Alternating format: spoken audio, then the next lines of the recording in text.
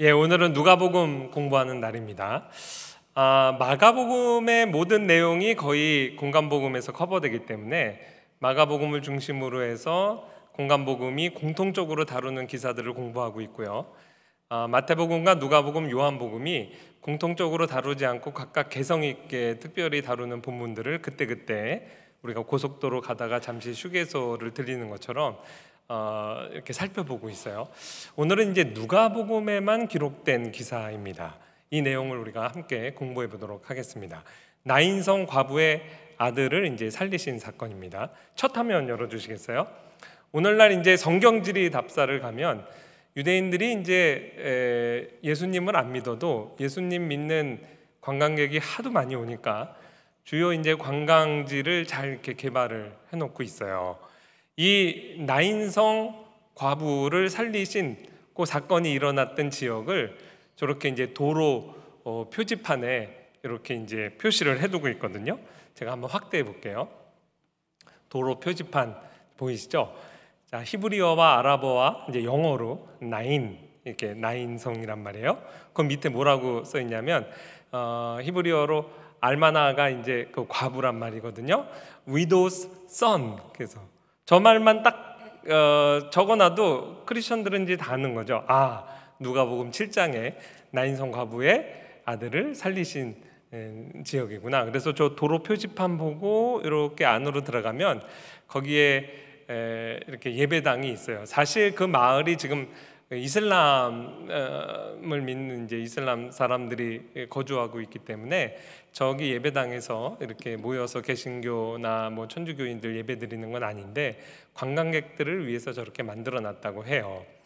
근데 이제 오늘 이 사건은 예수님께서 나인성 과부를 불쌍히 여기셔서 그의 아들을 살려주셨구나, 그 가정에 큰 기쁨을 선사하셨구나, 요 정도로 이제 해석되고 끝날 사건이 아닙니다. 왜냐하면 오늘 사건의 마지막 부분 16절 말씀 보면 모든 사람이 두려워하여 하나님께 영광을 돌려 이르되 큰 선지자가 우리 가운데 일어나셨다 하고 또 하나님께서 자기 백성을 돌보셨다 하더라.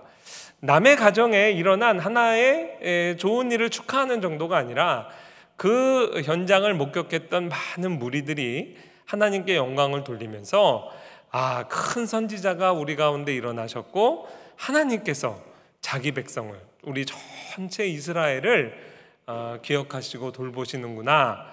이미 현장에서부터 이 사건을 일종의 표적적인 사건으로 해석하고 있다는 것을 이제 주목해야 됩니다.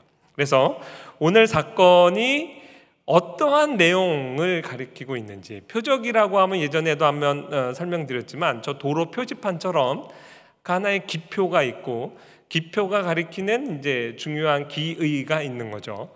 적어도 오늘 본문의 현장에 있었던 사람들이 이야기한 이 내용이 무엇인지는 파악을 해야 오늘 본문이 기록된 그 풍성한 배경과 의미를 우리가 이제 이해할 수 있겠다 생각을 합니다. 표적이라고 했으니 저 도로 표지판을 따라서 적어도 두 가지 큰 내용을 이제 가리키고 있습니다. 지시하고 있는 거예요. 우리가 이제 그것을 한번 따라가 보겠습니다. 첫 번째는 기독교 신앙이라고 하는 것은 이제 부활의 복음이라는 겁니다. 예수님께서 죽은 아들을 살리실 때 시체를 향해서 청년아 일어나라 그랬어요. 야이로의 딸을 살리실 때 달리다 굼 소녀야 일어나라. 나사로를 살리실 때 나사로야 나오라. 마치 우리 눈에는 죽은 자들인데 죽은 자들을 산 자를 대하는 것처럼 이름을 부르거나 호명하여 이제 일으키셨죠. 부활의 복음, 부활의 종교입니다. 기독교는 이 모든 이 세상에 존재하는 인간이 만들어낸 우상 종교와 차별화되는 면이 여기에 있죠. 예수님께서 나는 부활이요 생명이라고 그러셨어요. 예수님만 부활하시는 것이 아니라 그 부활의 주님을 믿는 모든 신자에게 이러한 부활의 복을 수여하시는 겁니다. 그래서 고린도전서 15장 20절 말씀 보면 예수께서 부활하신 것이 나와는 무관한 사건이 아니라 모든 잠자는 자들의 첫 열매가 되셨다 그랬어요. 예수님이 부활하신 것처럼 예수님께서 우리 모든 신자를, 그분 자신을 믿는 신자들을 다 부활시키실 거예요. 이것이 기독교 복음의 본질입니다. 오늘 본문 사건이 얼마나 의미가 있고 기독교 신앙의 특징을 잘 드러내는가는 오히려 기독교 외부에 있었던 사람이 기독교로 개종하면서 이 본문에 관한 이야기를 어떻게 하는가를 좀 들어보면 더 잘 이해할 수가 있어요. 제가 중고등학교 때 좀 이슈가 된 우리나라 사회에서 사건이 있었는데, 우리나라 이제 조계종만 있는 게 아니라 정토종 불교가 있거든요. 정토종 불교의 포교국장 하셨던 그 유명한 해경 스님이란 분이 글쎄 기독교로 개종하고 기독교 개종한 정도가 아니라 목사가 되셔서 지금 목사님이세요. 근데 이제 그분이 어떻게 목사가 됐는가? 오늘 우리가 읽은 이 본문을 읽고 회심하셨습니다. 그분 이야기를 좀 해드릴게요. 그분이 이제 경북대 수학과를 나오고 우리나라 기독교, 그분이 이해할 때 기독교에 비해서 불교의 교세가 왜 이렇게 약한가? 우리가 좀 지적인 부분이 떨어진다. 일종의 기독교의 연세대학교와 같은 좀 엘리트 학교를 좀 만들어 보자. 이 운동을 불교계에서 하다가 뭐 이렇게 경제사범으로 잠시 이렇게 유치장 생활을 좀 하신 적이 있어요. 근데 그 안에서 성경책을 읽으신 거예요. 근데 성경책을 읽다가 누가복음 7장 11절에서 우리 17절 본문 말씀을 읽고, 야, 이거하고 너무 유사한 사건이 그 불교 경전에도 있다. 그것과 이제 이렇게 비교를 하면서 굉장히 충격을 받았다고 합니다. 이분이 이야기하는 불교 경전이 그 동국대 이제 홈페이지에 들어가면 그 불교 경전들이 좀 어렵거든요. 근데 그거를 다 한글로 이렇게 번역을 해서 저도 한번 프라이머리 소스 1차 사료를 한번 체크를 해봤어요. 잘 안 보이시죠? 그 불교 경전, 많은 경전 중에 잡비유경 하권의 23번째 에피소드에 이런 얘기가 나옵니다. 아주 노모가 아들 하나 있었는데 아들이 죽었어요. 그 슬픔을 견디지 못해서 그 자식을 따라서 죽으려고 합니다. 근데 이제 석가모니가 비구 제자들 한 500명을 이끌고 그 노모를 찾아온 거예요. 왜 그렇게 슬퍼하느냐? 내가 아들 살려줄까? 아들 살려주세요. 좋은 향불이 필요한데 이 동네를 다니면서 장례를 치르지 않은 집에 향불을 구해오면 내가 그걸로 축복 기도를 해주고 살려줄게. 하루 종일 노모가 장례를 치르지 않은 집안을 찾아다닌 거예요. 근데 장례를 치르지 않은 집안이 어디 있겠어요? 그래서 아주 그냥 낙심하고, 사실은 이렇게 벌써 그 과정에서 좀 깨달음을 얻었다고 해요. 석가모니에게 찾아오니까 그 유명한 말이죠. 생자 필멸이니라. 살아있는 자 반드시 죽게 돼 있다. 이거를 너무 슬퍼하지 말고 이렇게 이제 도를 가르치고 그분이 그래서 이제 비구가 됐다. 이런 이제 에피소드예요. 근데 오늘 본문하고 굉장히 비슷하잖아요. 예수님께서 나인이라는 성을 가는데 많은 무리와 제자들이 이렇게 성을 향해 갑니다. 장례를 치르는 그 행렬이 그 성문 밖으로 이렇게 나오고 있어요. 두 행렬이 이렇게 만나는 거죠. 근데 예수님께서 이미 그 사정을 다 아시고 과부를 불쌍히 여겨서 그 장례 행렬을 멈춘 거예요. 그리고 생자 필멸이니라, 위로를 해주시는 게 아니라 청년아 일어나라고 살려주셨잖아요. 야, 기독교는 여기에서 불교와 완전히 다르구나. 이분 말입니다. 같은 과부와 외아들의 죽음이었는데 불교에서는 죽음을 숙명적으로 받아들이기는 인간 능력의 한계를 보여주었고, 기독교에서는 생명의 삶의 기쁨을 맛보았다. 바로 여기에 부활이고 생명인 참 진리가 있는 것이다. 석가모니는 인생의 근본적인 생사 문제에 있어서 문제만 제시하였으나 그 해답의 열쇠는 주지 못했다. 예수님은 문제뿐만 아니라 해답의 열쇠를 주셨다. 그 우리나라 유명한 그 스님을 목사로 바꾼 본문입니다. 그 얘기 읽고 읽으면 좀 그렇구나, 좀 다시 읽게 되죠. 이게 첫 번째 기표가 가리키는 기기예요. 이 내용에서 예수님의 천국운동이 인간의 근본적인 문제를 해결하는 부활의 생명의 기쁨의 복음을 지금 말해주고 있구나. 그거를 이제 우리가 깨달을 필요가 있습니다. 이왕에 불교 이야기를 한 김에 조금 더 진도를 나가볼게요. 해인사에 가시면 요 안수 정등도가 이제 그려져 있어요. 근데 비단 그 해인사뿐만 아니라 우리나라 전국 유명한 사찰에 즐겨 등장하는 스토리입니다. 제가 이 스토리를 한번 말씀드려 볼 테니까 잘 들어보세요. 아마 어딘가에서는 들어보셨을 이야기입니다. 그 광야에 큰 넓은 광야에 한 사람이 막 코끼리에 쫓기고 있어요. 우리나라 코끼리는 동물원에 있는 친근한 이미지지만 인도나 저기 가면 야생 미친 코끼리 만나면 죽습니다. 해마다 코끼리에 의해서 사망하는 인명사고가 굉장히 많아요. 이제 이 코끼리를 피해서 막 달리다 보니까 저 이제 그림은 잘 표현이 안 됐는데 큰 우물을 발견한 거예요. 내가 저 우물 속에 들어가서 좀 숨어야 되겠다. 마침 거기에 등나무가 있고 등나무 이제 뿌리가 이렇게 우물 안으로 들어가 있어서 그 뿌리를 잡고선 이렇게 매달려 있는 거예요. 근데 왠지 분위기가 이상합니다. 밑을 봤더니 독을 품은 큰, 저기는 이제 뱀만 있죠. 동용이 이렇게 자기를 먹으려고 하고 있어요. 그리고 사방에 그 독사 4마리가 이렇게 자기를 또 공격하려고 하고 있습니다. 그런데 기가 막힌 일이 뭐냐면 그 쥐가 어디서 나타났어요. 하얀 쥐하고 검은 쥐가 나타나가지고 자기가 생명줄처럼 잡고 있는 등나무 그 줄기를 막 사각사각 먹고 있어요. 근데 엎친 데 덮친 격으로 거기에 이제 벌집을 건드려가지고 벌이 나와서 자기 머리를 막 이렇게 쏩니다. 얼마나 괴롭겠어요. 근데 그 들판에서 또 불이 났어요. 근데 불이 좀 지나가겠지 했는데 점점 다가와서 결국 자기가 매달리고 있는 등나무까지 불이 붙었습니다. 그런데 이 상황의 반전이에요. 어디서 달콤한 벌꿀이 한 방울, 2방울, 3방울, 4방울, 5방울이 뚝 떨어져요. 확대해 볼까요? 이거는 다른 또 그림이에요. 이렇게 보면 보이시죠? 제가 설명한 내용들이 거의 다 들어갔어요. 그 승광왕이라는 사람한테 석가모니가 이것이 인생의 본질입니다라고 설명한 내용이에요. 요 짧은 스토리만을 가지고 불교 경전, 불설 비유경이라고 있습니다. 가장 짧은 경전 중에 하나인데 이 내용이 굉장히 임팩트가 있어서 불교인들에게는 널리 알려졌고 사찰에 이 그림을 많이 그린 거예요. 자, 주회에 들어갑니다. 이게 왜 인생의 본질이냐? 그 불교 교리에서는 이제 우물에서 사람이 태어나면서부터 맨 땅에 딱 헤딩하는 게 아니고 이미 업보를 갖고 태어나죠. 그래서 이제 어떤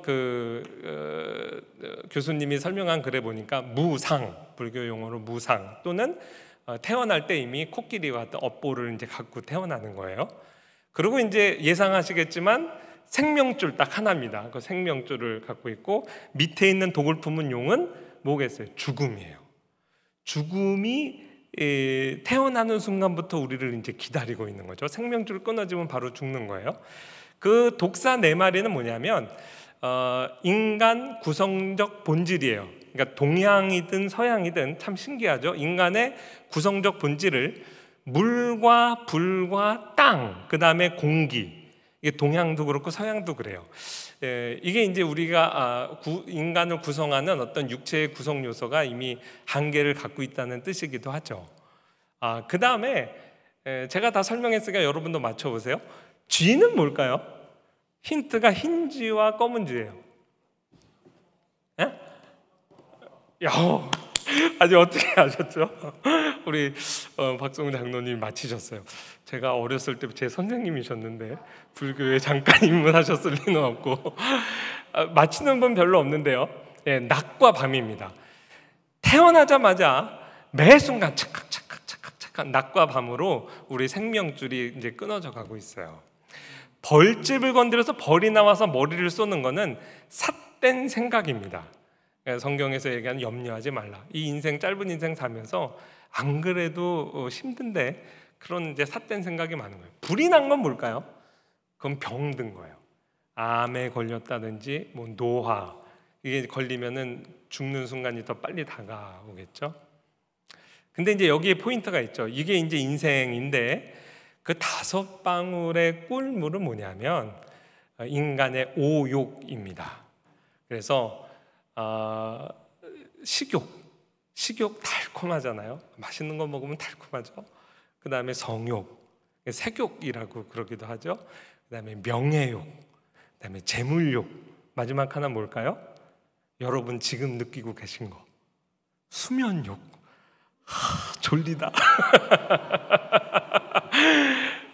석가모니가 승강왕한테 그렇게 얘기한 거예요. 인생이 이렇게 죽음의 위기에 봉착한 위기의 인생인데 많은 중생들이 이런 생각을 하지 못하고 그냥 오욕에 빠져서 잠깐 이렇게 왔다 가는 인생에서 거기에 오욕에 취해서 살고 있다. 그래서 이제 이게 인생의 본질이다. 제가 이 안수정등도 이야기를 종종 하거든요. 어저께 우리 성진 엄마가 저랑 이제 차 안에서 근데 당신이 그 안수정등도 얘기를 하면 왠지 그게 성경 말씀이 아닌데 그게 진리처럼 느껴지는 그런 부작용이 있어. 근데 어떠세요? 괜찮다고 제가 그랬어요. 왜 그러냐면 아까 그 스님이 이게 목사가 된 김성하 목사님이 이런 내용을 잘 알고 있는 거예요. 불교가 잘하는 것도 있습니다. 아무 오욕에 취해서 살아가는 인생에게 인생의 문제의식을 어떻게 일깨우는 그런 어떤 충격요법이 분명히 있어요. 그리고요, 이 얘기하면 여러분 안심하실 거예요. 우리가 안심하고 읽는 장한칼뱅 목사님이 제가 볼 때는 거의 안수정등도를 알고 계신 것 같아요. 이런 얘기를 했어요. 제가 여러 얘기 중에 2가지만 여러분께 읽어드릴게요. 우리의 삶은 비단실에 매달려 있는 듯하고 우리는 온갖 죽음에 잘렸죠. 죽음에 둘러싸여 있다. 나면서부터 바로 죽음을 향하게 된다. 이런 말도 하셨고요. 잘 들어보세요. 이제 긴 문장 읽어볼게요. 올려다보면 수많은 위험이 우리를 위협하고 내려다보면 온갖 독이 도처에 도사리고 있다. 수많은 맹수가 당신을 찢으려 한다. 수많은 뱀들은 또 어떠한가? 칼, 함정, 걸림돌, 협곡, 붕괴된 건물, 돌, 날아오는 창과 같은 위험이 셀 수 없이 많다. 간단히 말해 한 발자국을 내딛기 전에 10가지의 죽음을 경험할 것이다. 불교인 입장에서 보면 기독교에도 고승이 있구나. 장깔뱅이라는 고승이 인생의 이런 위기 상황을 잘 묘사했구나. 사실 안수정등도의 내용과 아주 유사하게 일치합니다. 여러분이 어딘가에선 들어봤던 스토리는 아마도 제 생각에는 톨스토이를 통해서 경험했을 겁니다. 톨스토이가 어거스틴만 참회록을 쓴 게 아니라 본인도 이제 기독교 신앙으로 개종하면서 참회록을 썼어요. 그 참회록에서 이 안수정등도의 이야기를 아주 자세하게 얘기합니다. 그러니까 하나님의 보편 은총 가운데 인생이 어떤 죽음이라는 문제에 직면한 약간 이제 철학적으로는 실존주의적인 생각이죠. 그런 생각이 없이 살아가는 사람 인생에게 인생이 얼마나 위기에 봉착해 있느냐를 일깨우는 데 있어서 좋은 접촉점이 되고요. 뭐 불교인들하고 이야기할 때 좋습니다. 처음에 포인트 오브 컨택이라고 그러죠. 접촉점으로 이야기하며 불교의 한계를 얘기하는 거죠.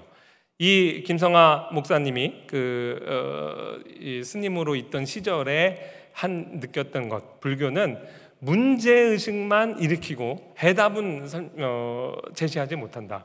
정말 그렇습니다. 왜 인생이 이런 안수정등도에 나오는 이런 정황 가운데 빠지게 됐는지 불교는 대답을 못해요. 죄 문제 때문에 그렇다고 성경은 이야기합니다. 인간의 타락을 이야기하죠. 그 다음에 안수정등도에서는요, 그냥 주어진 삶 안에서 대답을 찾기 때문에 그냥 처음과 끝을 잘 몰라요. 여기서 어떻게 탈출해야 되는지 모르고 생자 필멸이니라 그냥 죽음을 숙명으로 받아들이죠. 기독교 신앙은 그렇지 않습니다. 우리가 모르는 스토리가 있다. 이건 하나님의 계시 말씀을 통해서만 우리가 알 수 있죠. 문제의 원인도 가르쳐주고 구원자를 제시하고 이것이 언제 끝날지도 우리에게 제시합니다. 이미 우리의 마음 가운데 우리의 인생 가운데 끝났죠.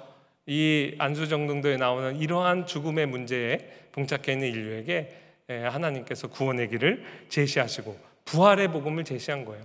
그래서 똑같은 켈빈 목사님이 그리스도의 부활이야말로 우리 신앙의 가장 중요한 조항이다. 이것 없이 영생에 관한 소망은 소멸된다. 그리스도의 부활과 우리가 영원한 생명, 이 이야기를 기독교가 모든 다른 종교로부터 차별화되는 면으로 지적을 하고 있어요. 첫 번째 오늘 가리키는 표지판이 우리에게 제시하는 기독교는 부활의 복음이라는 것, 이 부분을 우리가 잘 이해하면 되겠습니다. 두 번째는 오늘 설교 제목이기도 한데요, 그 당시에 이 현장을 목격했던 이스라엘 사람들이 큰 선지자가 우리 가운데 일어나셨다 하고 하나님께서 자기 백성을 돌보셨다라고 이제 해석을 하고 있죠. 이 해석이 맞는 겁니다. 그래서요, 과연 이 큰 선지자라는 이야기를 꺼냈을 때 이스라엘 사람들의 뇌리 속에 무엇을 연상하고 있었을까? 아무래도 구약에 있었던 큰 선지자겠죠? 이 내용을 한번 그냥 쭉 교회사 쪽으로 어떻게 해석해 왔나를 훑어봤어요. 그랬더니 대략 3명 정도로 압축이 됩니다. 제일 먼저 떠오르는 선지자가 누굴까요? 엘리야. 왜냐하면 엘리야가 사르밧 과부의 죽은 아이를 살렸습니다. 죽은 아이를 살릴 때 자기 다락방에 데려가서 그 앞에 앞에서 이렇게 뭐 안수하고 기도한 게 아니라 자기 몸을 아이의 몸에 이렇게 엎어놓고 그러고 간구했죠. 간절히 어쨌든 기도한 것 같아요. 그래서 이제 엘리야, 에반스라는 사람이 이제 대표적으로 엘리야다. 그리고 또 적지 않은 사람이 엘리사다, 이렇게 이제 이야기를 했어요. 엘리사가 수넴 여인의 죽은 아이를 살렸죠. 엘리사의 행동을 통해서 엘리야가 죽은 아이 위에 자기 몸을 엎드린 그 의미를 우리가 좀 더 잘 이해하게 됩니다. 자기 스승을 아마 따라했던 것 같아요. 엘리사는요, 죽은 아이의 눈에 자기 눈을, 입에 자기 입을, 손에 손을 이렇게 맞췄어요. 그리고 동작을 좀 더하죠. 그리고 나서 일어나서 막 이리 왔다 저리 갔다 하고 다시 아이 몸에 이렇게 자기 몸을 포겠어요. 무슨 의미라고 그랬죠? 제가 우리 언약신학 공부하면서 잠깐 언급을 했습니다. 제 생각에는 시체는 차갑잖아요. 죽은 이미 시신이 된 아이에게 자기의 온기를 전달하는 거죠. 그렇게 결사적으로 기도한 거예요. 차라리 제 목숨을 취하시고 아이 살려주세요. 거의 이런 표현이라고 봅니다. 엘리사는요, 좀 더 오래 기도했던 것 같아요. 자기 몸도 차가워졌나 봐요. 그래서 이리저리 왔다 갔다 했어요. 오늘날식으로 표현하면 푸시업 했겠죠. 남자들 푸시업을 한 20개 하고 나면 여기 막 몸이 뜨거워지거든요. 그럼 그걸로 다시 온기를 이렇게 전달하면서 정말 하나님 앞에 결사적으로 매달리고 기도한 모습. 그리고요, 엘리사설을 지지하는 사람이 좀 더 많아요. 왜 그러냐면 지금 오늘의 이 나인성이 어디에 있냐면 아까 지도에 보셨죠? 갈릴리에서 남쪽이에요. 나사렛에서부터 남쪽 한 10km 떨어진 지역인데 바로 그 근처가 수넴 여인의 아들을 살린 지역하고 거의 일치해요. 그래서 오늘날 그 성경지리 답사를 가면 요 나인성을 가는 팀은 수넴 여인을 살린 요 지역을 같이 통과해요. 그래서 아마도 이스라엘 사람들이 엘리사를 이제 연상했을 것이다. 더 많은 사람들은 엘리야와 엘리사 둘 다 얘기를 합니다. 세 번째 후보는 혹시 누군지 아시겠어요? 세 번째 후보는 좀 더 신학적입니다. 그리고 저도 이 세 번째 후보에 조금 더 이제 마음이 가게 됐어요. 대표적으로 17세기 존 길이라는 이제 청교도 성경 신학자가 주의를 했는데요. 모세로 해석을 합니다. 오늘날에는 이제 우리 학교에도, 우리 화평교회에도 오셨던 D.A. 칼슨 교수님의 주석에도 이제 등장해요. 아마 모세일 것이다. 왜냐하면요, 모세가 내 하나님 여호와께서 너희 가운데 내 형제 중에서 너를 위하여 나와 같은 선지자 하나를 일으키시리니 너희는 그의 말을 들을지니라. 모세의 말을 이스라엘 사람들이 어떻게 해석하고 있냐면 메시아가 오실 것이다 라는 것으로 해석했어요. 어떻게 그것을 우리가 알 수 있냐면 사도행전 7장 스데반 설교, 순교하시기 직전에 설교하실 때 이스라엘 자손에 대하여 하나님이 너희 형제 가운데 나와 같은 선지자를 세우리라 하던 자가 곧 이 모세라. 유명한 말씀인 거예요. 박윤선 목사님 주석에 나와 같은 선지자 하나를 너희 형제 가운데 일으키실 것이라. 이것은 곧 그리스도를 가리킨다. 그러니까 메시아적인 예표죠. 이렇게 놓고 오늘 본문으로 다시 보면 하나님께 영광을 돌려 이르되 큰 선지자가 우리 가운데 일어나셨다. 이게 의미 없이 기록된 거라 보지 않고요. 특히 이제 모세라고 주장하는 주석가들은 이 부분을 보는 거예요.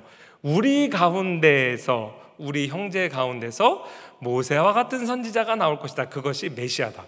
그렇게 해석하면 오늘 본문은 예수님이 메시아시라는 것을 드러내는 굉장히 의미 있는 표적적인 사건이 되는 겁니다. 그러면서 이 큰 선지자라고 그랬어요. 다른 모든 구약의 선지자와 어떤 면에서 차별화되느냐 하면 엘리야도 그렇고 엘리사도 그렇고 모세도 이 아이, 죽은 아이, 또 모세 같은 경우는 하나님 앞에 죽을 죄를 범한 이 이스라엘을 살려주옵소서 결사적으로 매달렸죠. 그러나 자기 목숨으로 대신한 게 아니라 그냥 하나님 앞에 그런 중보 기도를 한 거예요. 그거에 비해서 예수님께서는 내가 내게 명하노니 본인의 메시아적 권위로, 능력으로 죽은 아이를 살리셨죠. 그 다음에 살리시는 대가가 뭐냐면 자기 목숨을 많은 사람의 대속물로 주려 하시고, 나는 선한 목자라, 선한 목자는 양들을 위하여 자기 목숨을 버리잖아요.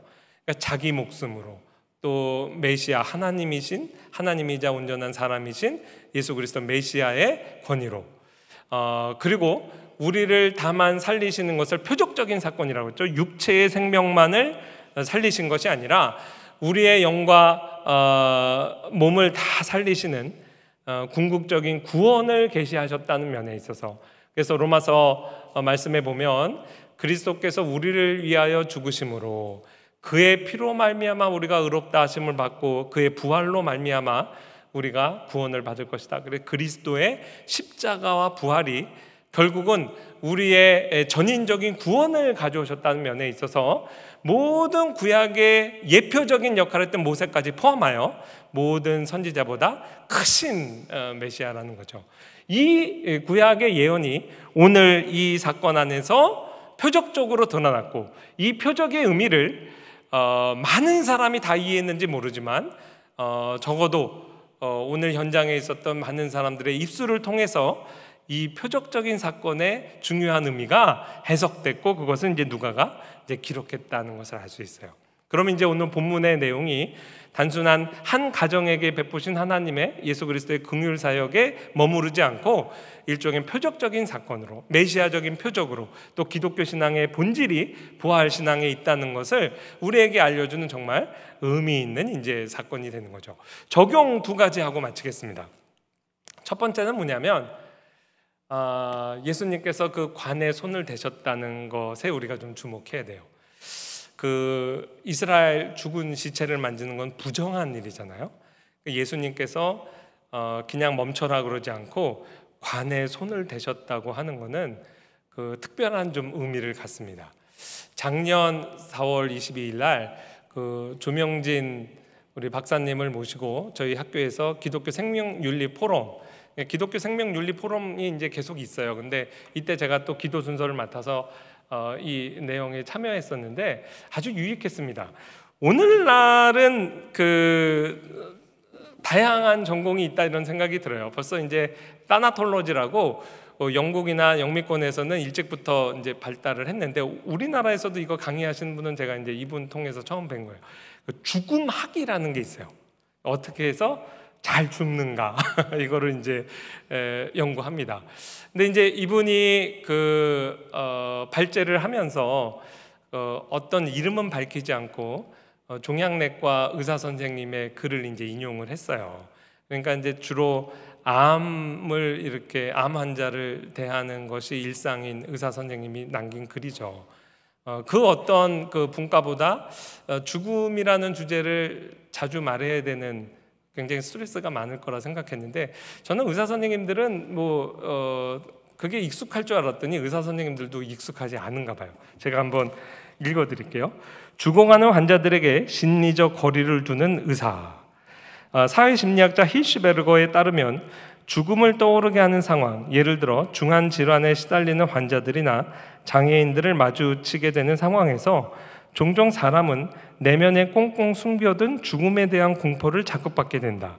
이렇게 죽음에 대한 깊이 숨겨둔 두려움을 자극하는 대상을 피하기 위해 사람들은 비도덕적이라는 비난을 감수하더라도 가급적 거리를 두려고 노력하는 경향이 있다.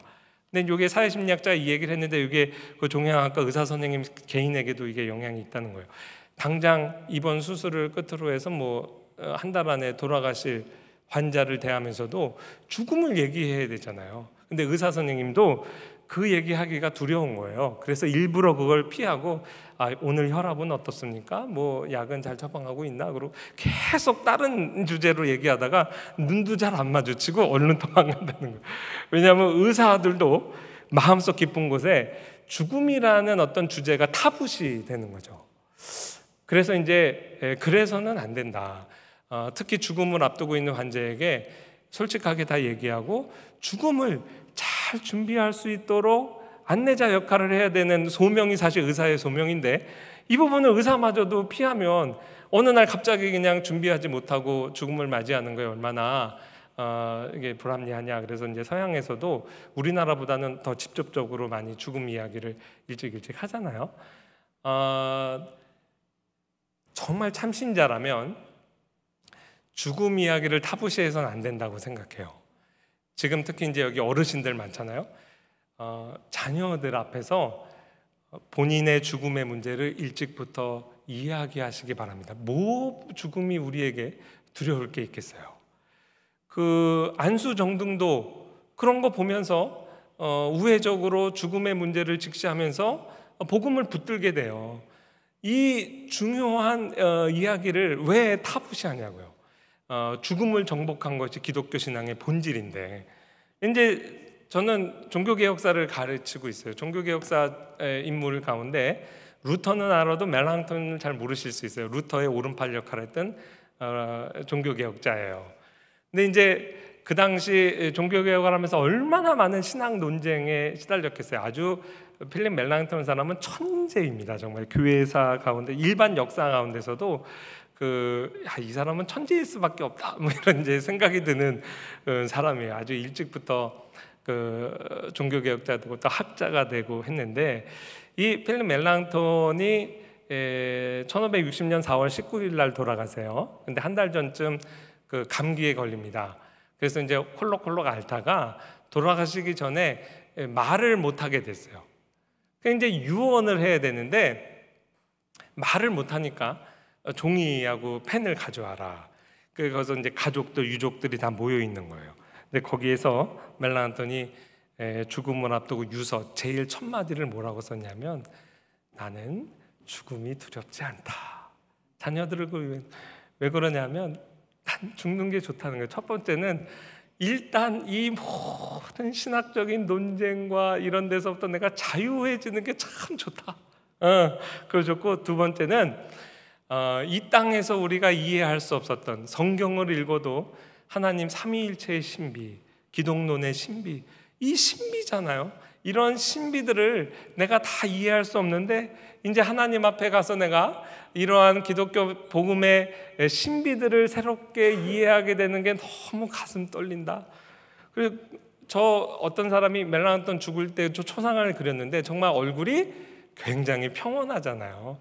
이렇게 해서 죽음에 대한 굉장히 긍정적인 이미지를 심어주는 거예요. 그럼 자녀들이 마음에 도대체 우리 부모님은 죽음도 두려워하지 않는구나, 얼마나 그것이 이렇게 잘 좋은 이미지로 각인이 되겠냐고요. 그리고 실제 신자들은 그리스도 안에서 저주와 심판의 상징이 아니라 하나님께서 성도의 죽는 것을 여호와께서 귀중히 본다 그랬어요. 여러분 인간 생각하는 갈대라고 하는 파스칼도요, 부모님 돌아가셨을 때 이것으로 생명이 끝나는 게 아니라 이제 영원한 생명의 시작이다, 굉장히 긍정적으로 우리가 위로를 얻자 그러고 자기 누나를 위로하고 이랬던 편지를 제가 읽은 적이 있어요. 기독교 신앙을 정말 믿는 사람이라면 죽음의 문제를 이렇게 자유롭게 이야기할 수 있어야 된다고 생각해요. 저도 처음에 이제 저희 아버지가 담도암 이제 말기 판정을 받을 때 서울대 문당병원에 이제 담당 의사 선생님이 우리 가족을 이렇게 보니까 제가 둘째인 걸 알았어요. 그리고 이제 저를 이렇게 처음 얘기할 때 따로 불러내셨어요. 그리고 아버지가 지금 이게 사실 심각하고 담도암 이제 말기다. 그래서 제가 4기라고 그러셨는데, 그러면 어느 정도 사시겠냐 그랬더니 6개월에서 아무리 길어도 10개월 안 넘을 거다, 저한테 그랬어요. 그리고 이제 그분은 의사 선생님으로 굉장히 동양적인 거죠. 환자도 충격받을 수 있고 그러니까 형하고 잘 의논해서 이렇게 가족하고 잘 마음의 준비하고 이렇게 환자한테도 알리면 좋겠다. 그걸 이제 어떻게 보면 저를 배려해 주신 거죠. 그래서 제가 이제 저희 형은 그때 핸드폰이 없고 그냥 그래서 이메일을 하나 보내고 이걸 어떻게 하나 좀 고민했어요. 조금 고민했다고. 그때 이제 아버지랑 저만 딱 둘이 있었는데 고민을 한 30분 했어요. 30분. 그리고 무슨 생각을 했냐면 아버지도 목사고 나도 목사인데 죽음이라는 이 단어 앞에서 내가 지금 뭘 하고 있냐, 마음이 이렇게 흔들리고 있다는 모습이 한심하더라고요. 그래서 바로 마음을 고쳐먹고 제일 먼저 아버지한테 알렸죠. 1년 못 사십니다 얘기는 안 했고 담담 사기라고 했더니 아버지가 바로 핸드폰으로 이렇게 찾아보시더니 나 1년도 못 사네. 그리고 첫 마디 하신 게 말랑턴 말하고 똑같이 하셨어요. 야, 나는 죽는 거 하나도 안 무섭다. 다만 두 가지 마음에 걸린다. 하나는 병약한 어머니 먼저 두고 가는 게 좀 마음에 걸리고, 두 번째는 내 사랑하는 손주 성진이, 성준이랑 저희가 유학생활 하느라고 8년 떨어져 있었잖아요. 손주들하고 많이 못 놀아준 게 좀 미안하다. 그러고 괜찮다. 그리고 그날 저녁 8시쯤 그 얘기를 들었는데 새벽 4시까지 아버지랑 밤새도록 얘기했어요. 네, 아주 즐겁게 얘기했습니다.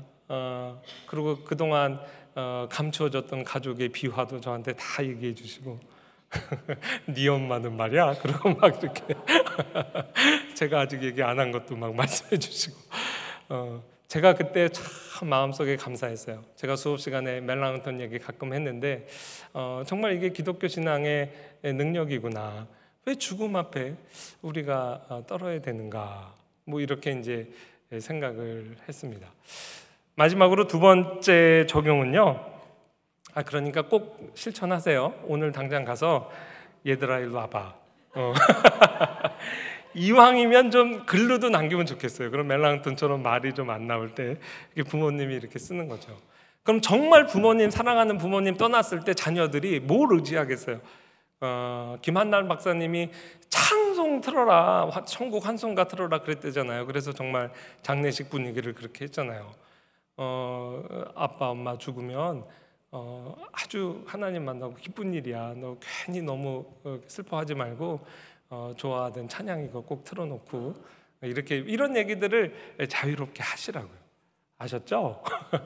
그게 관의 손을 대신이의 의미예요. 부정하다라고 생각했지만 예수님의 그 터치는 힐링 터치거든요. 죽은 자도 일으키시는 터치이기 때문에 죽음이라는 말 주제 자체가 누구를 낙담시키거나 그런 얘기를 왜 이게 아니라 오히려 우리의 영혼을 살리는 주제가 될 수 있다는 것, 그걸 꼭 기억하시기 바라요. 두 번째는 이제 교회와 이웃을 위한 우리의 기도의 태도입니다. 이미 여러분께서 적용하시리라 생각해요. 그 이스라엘 사람들의 뇌리에 스쳤던 수많은 큰 선지자 엘리야, 엘리사, 모세가 다 공통점이 있어요. 이 사람 살려달라고 우리가 기도할 때 보통 그냥 기도한 게 아니라 차라리 내 생명을 취하시고 이 아이를 살려주세요. 그 위대한 선지자가 그냥 이름 모를 그 아이 하나와 자기 생명 바꾸자는 거죠. 어떻게 이렇게 기도할 수 있을까? 모세는요, 차라리 내 이름을 생명책에 지우고 이 이스라엘 살려달라 그랬어요. 부모의 심정으로. 그냥 하나님 앞에 막 탄원하잖아요. 내가 이 이스라엘 백성을 뱄습니까? 낳습니까? 왜 날더러 이렇게 양육하는, 우리나라 성경에 아버지라 번역했지만 어떻게 아버지가 애를 낳아요? 아버지 날 낳으시고 그 찬양도 노래도 있지만 엄마의 마음, 부성애 모성애를 다 요구하신 거죠. 적어도 이런 자세로 우리 환우들을 위해 기도하고 누군가의 기도 제목을 듣고 해줄 때 이렇게 기도하라는 것이 오늘 적용이라는 그 계속 하나님이 그런 성령의 도전을 제가 이제 들었어요. 이러기 위해서는 이런 기도는 누가 할 수 있냐면 그래서 사랑하는 수밖에 없습니다. 사랑하는 사람 위해서 이제 그렇게 기도할 수 있죠. 보통 부모님들이 사랑하는 마음으로 기도하는데 사랑은 하는데 어디에서 조금 아쉽냐면 모세나 엘리야나 엘리사가 다 하나님의 선지자잖아요. 하나님을 사랑하는 선지자였어요. 그러니까 하나님도 사랑하고 기도의 대상인 가족이나 친척이나 이웃을 또 사랑하는 거예요. 그럴 때 내 목숨을 차라리 취하시고 이렇게 기도해달라 이렇게 하죠. 가족이 가족을 위해서 기도할 때 그 사랑의 수평적인 사랑은 성취되지만 하나님과 기도하는 당사자가 오늘 설교 말씀이죠. 하나님과의 인티머시, 그 하나님과의 사귐이 부족하면 이게 좀 아쉬워요. 또 반면에 하나님과의 사귐은 많은데, 많은 교육자들이 그렇겠죠. 개인적으로 하나님과 사귐이 있겠죠. 어떤 성도의 기도 제목을 받고 기도할 때 그 성도 개인 한 사람의 목숨을 위해서 차라리 내 목숨을 취해달라고 그렇게 기도해봤나. 사실 저도 사역자로서 굉장히 하나님께서 도전하신 게 있어요. 이 엘리사와 엘리야와 모세의 기도를 하려면 양쪽의 사랑이 정말 충만히 이루어져야 됩니다. 그걸 하나님께서 우리에게 요구하신다는 생각이 들어요.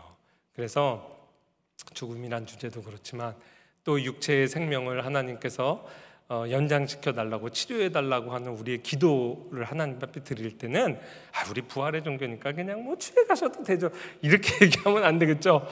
또 하나님 앞에 살려주세요. 청년아 일어나라, 딸아 일어나라, 이렇게 나사로에 일어나라 하셨던 예수님, 지금 우리 환우를 위해서도 이렇게 말씀해 주세요. 기도할 때 그냥 기도하는 게 아니라 내 목숨을, 나를 취하시는 한이 있더라도 하나님 꼭 살려주세요. 이런 자세로 우리가 기도하면 정말 교회 공동체 안에 얼마나 하나님께서 기뻐하시는 모습을 우리가 다 같이 은혜를 체험할까, 이런 생각을 했습니다. 이 한 주에 또 이 은혜가 우리와 함께 하시길 주의 이름으로 축원합니다. 하나님 아버지 감사합니다. 나인성 과부의 처지와 그 가족의 기도 제목에 주님께서 응답하시고, 긍휼이 풍성하신 주님께서, 부활의 주님께서 또 새 생명을 주시고, 또 이 표적으로 말미암아 기독교 신앙이 무엇인지 우리에게 가르쳐 주신 것 감사합니다. 우리도 동일한 주님을, 부활의 주님을 나의 주님으로 고백합니다. 죽음을 두려워하지 않고 죽음이라는 인생의 본질적인 문제 앞에서 기독교 신앙을 담대하게 사랑하는 자녀들에게, 가족에게, 친구들에게, 이웃에게 삶으로, 표정으로, 말로 증거하는 우리에게 하옵소서.